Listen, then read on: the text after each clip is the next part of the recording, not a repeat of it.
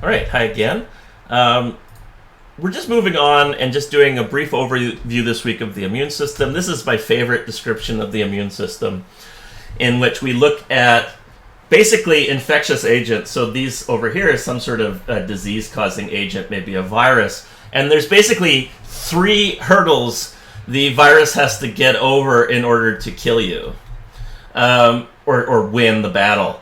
The first level of defense is called intrinsic defense, and this is just the natural barriers of your body.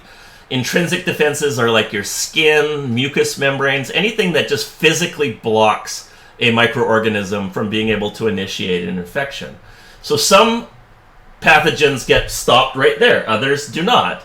If a cell does manage to get past your intrinsic line of defense, now they're dealing with specialized cells and responses that happen in a generalized way. And this is called innate immunity. Innate immunity represents another hurdle that the potential pathogen needs to overcome. And some of them will get stopped there and some of them will get past. If a cell does bypass and successfully initiates an infection despite of the actions of your innate immune response, your body will then kick in an acquired, or another word for it is adaptive response. And the adaptive response is very specific. The innate response is general, in that it will attack not a specific type or structure. It will just generally try to defend the body against all infectious agents. The adaptive or acquired immunity is very specific. It's not just targeting a specific biological agent, it's targeting a specific structure within that biological agent. It's like if your body was going to launch an adaptive response against me, it wouldn't be targeting me, it would be targeting, my fingernail. And in doing so, it would attach to the fingernail and then do damage to me in general. So the key here, and we're going to be talking about the innate immune system next week, and we'll be talking about the adaptive immune system in a couple weeks' time. If your acquired immunity fails, so this guy right here that managed to bypass the last stage of this, you need to see a doctor. But you will notice, because otherwise this will kill you, but you will notice, even from this cartoon here, is that most things get defeated by our intrinsic and innate defenses. All of those pathways, though, are connected to one another.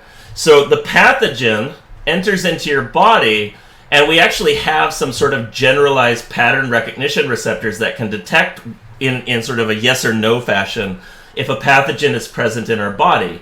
If the pattern recognition receptors do not recognize the pattern, you don't get an innate response. But if they do, you will be able to generate an innate response. The innate response will send through various things like complement or cytokines or through other cell types. The innate response will actually trigger the adaptive response as well. And the adaptive response specifically uses B and T cells to specifically target the pathogen.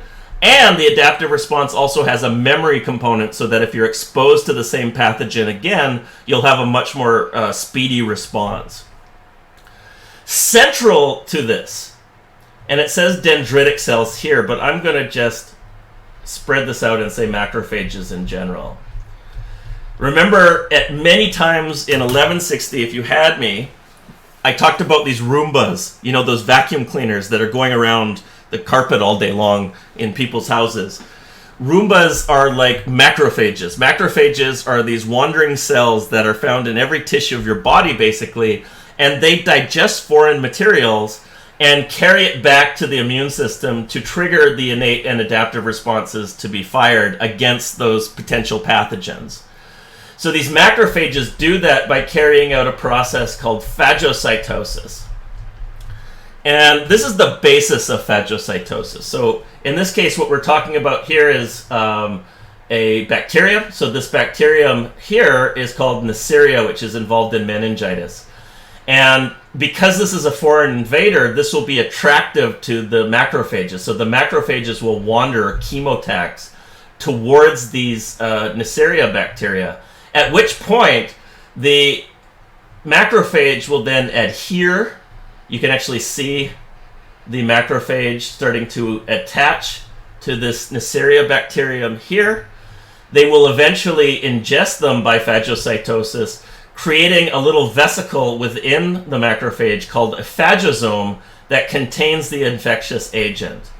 The phagosome will travel through the cell and eventually fuse with a lysosome. And remember, the lysosome is what contains the digestive enzymes of the cell. This creates a new structure which is called the phagolysosome. The phagolysosome obviously will be characterized by these digestive enzymes from the lysosome, destroying whatever the pathogen that was just enveloped. And that leaves you with basically a vesicle left over of basically the debris of the pathogen, which is called a residual body. And at that point, the residual body simply fuses with the plasma membrane and spills out its contents, almost like it's peeing out into its interstitial fluid. And so that is, in general, the events of phagocytosis. I'm going to talk about phagocytosis in a little bit more detail in a couple of weeks when we talk about the adaptive pathway. Another innate response, so phagocytosis is an innate response. It happens in general to most foreign bodies. Interferon is another one. It was discovered in 1957. If you injected chicken cells with influenza virus, they started producing large amounts of this interferon molecule. The two major ones are called interferon alpha and interferon beta. There's actually also an interferon gamma that we won't talk about. So basically, uninfected cells will produce interferon alpha and beta in response to products released from other cells, basically viral nucleic acid. So that's a lot of text. Let's just show you what's happening on a screen. So what I want you to imagine is we have a cell. Okay, now imagine that this cell right here is actually part of a larger tissue. So there's other neighboring cells. Unfortunately for this cell right here in the tissue, it has now been infected with a virus. So this cell, so you can see here the virus is attached to the cell, the viral nucleic acid has entered into the cell, the viral nucleic acid has been inserted into the host genome, and it is now getting transcribed and translated into viral protein. And what's going to happen here is that the replication of the virus in the host cell is going to trigger transcription of translation of host cell interferon alpha and interferon beta. And these are secreted molecules, so they actually get exocytosed from the cell. So now this sick cell here, as a result of being infected, is now spewing interferons out. Now, who's going to be the first cells to see those interferons? Well, it's going to be the neighbors. So over here on this picture down here, we're looking at one of the neighbors. The neighbor is going to have receptors for interferon. So the interferons that were released from the infected cell are going to bind to the receptors on neighboring cells. The binding of the interferon to the receptors on the neighboring cells results in the transcription and translation of antiviral proteins. And so now all the neighbor cells are producing antiviral proteins. So up here I can show you they all now have antiviral proteins. And because of that, even though the first cell here, this guy right here, got infected and died, right? So the cell has died and is now shedding virus. And indeed, the virus, which is now being shed from this cell, will be very close to these other cells in the neighborhood. So we can imagine this cell right here, which has just activated its antiviral proteins because it received this kind of warning signal from its neighbor. When the virus tries to infect it, it gets blocked and the virus cannot initiate an infection. And so all these other cells stay happy.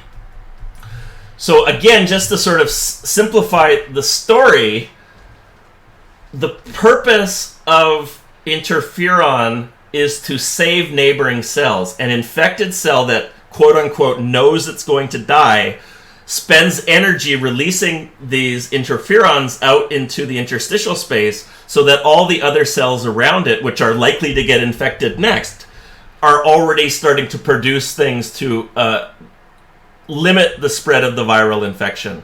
So this is one way, in an innate sense, in a very general, non-specific way, you can limit the onset of an infection.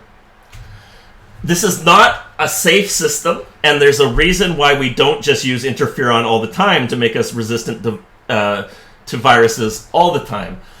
Interferon causes the production of our cells of various, very dangerous, deleterious gene products.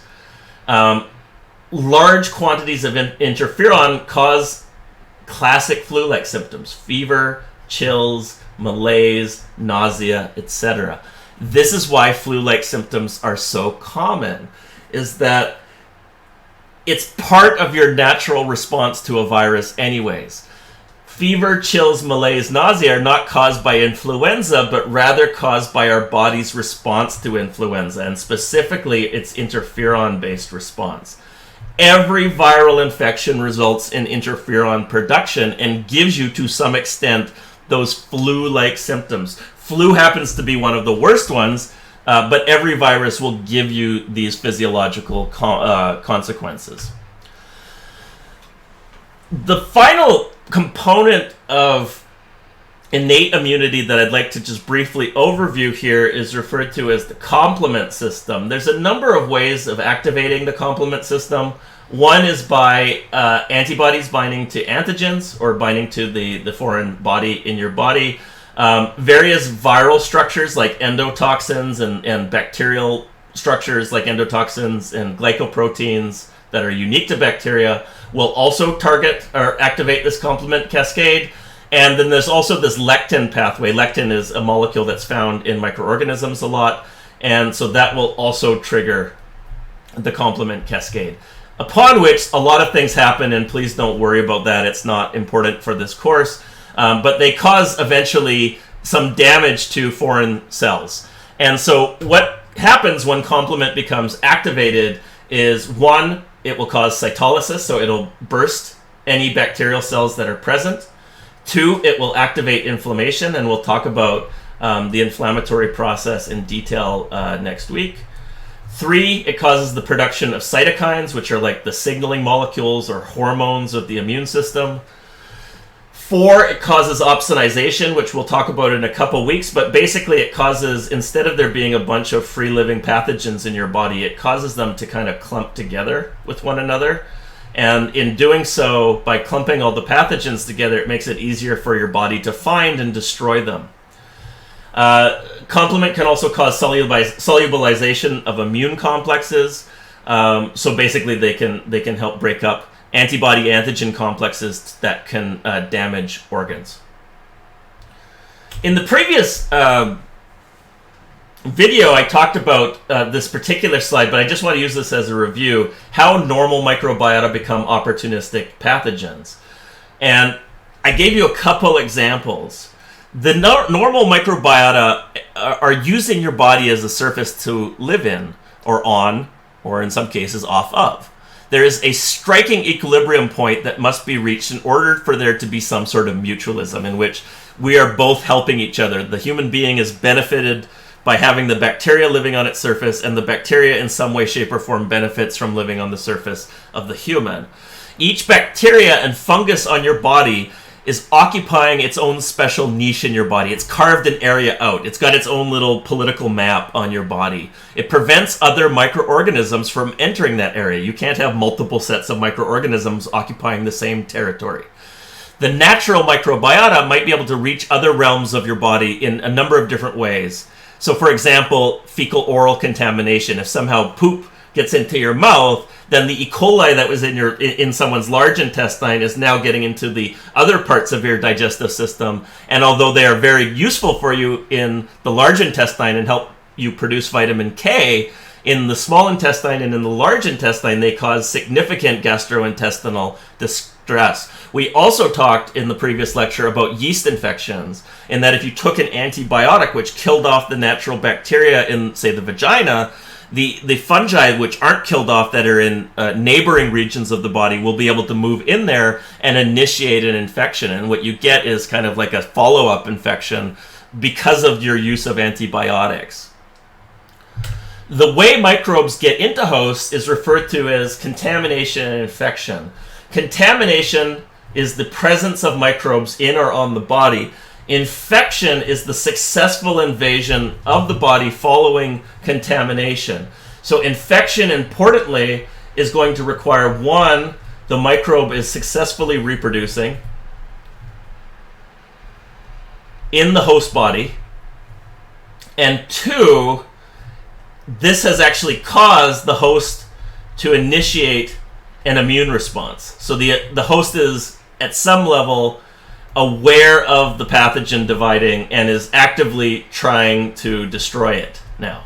So both of these are required for an infection, and you should include both in the definition of the infection. Whereas contamination is much simpler, it's just whether or not microbes are in or on the body or not. There are a number of portals of entry in the body.